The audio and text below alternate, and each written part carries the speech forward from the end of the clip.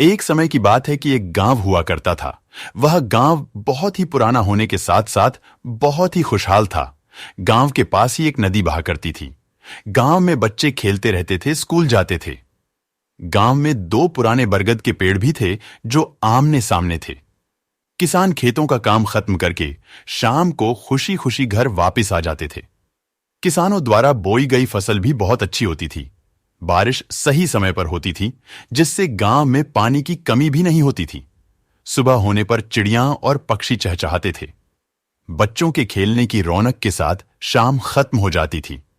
गांव में सभी बहुत खुश थे। उस गांव से कुछ ही दूरी पर गांव से भी पुराना एक जंगल था। जंगल में बहुत से पशु पक्षी रहा करते थे जो बहुत ही खुश थे। सभी पशु पक्षी आपस में मिलजुल कर रहते थे, बातें करते और गाना भी गाते थे। लेकिन एक समय ऐसा आया कि बाजार में लकड़ी से बने सामानों की मांग बढ़ गई, जिस कारण शहर के लोग जंगल आकर धीरे धीरे सभी पेड़ों को काटने लगे। एक दिन उनके पास गांव का एक बुजुर्ग व्यक्ति आया और कहने लगा, अरे तुम ये क्या कर रहे हो? अगर तुम ये पेड़ काटोगे तो बहुत बुरा समय आएगा। बस इतना कहकर वह व्यक्ति वहां से चला गया।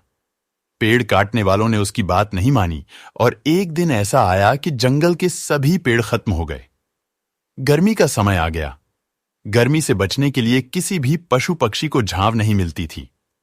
गांव के पास बहने वाली नदी धीरे धीरे सूख गई।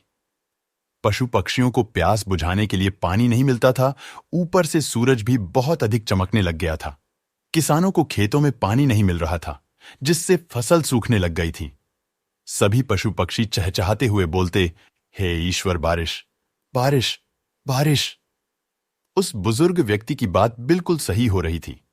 गांव में जो दो पेड़ थे वो आपस में बोलते, अगर बारिश नहीं हुई तो हम सूख जाएंगे।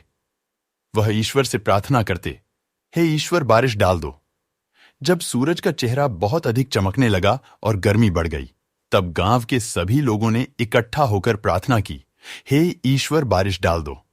सभी लोग सच्चे मन से ईश्वर से प्रार्थना करने लगे।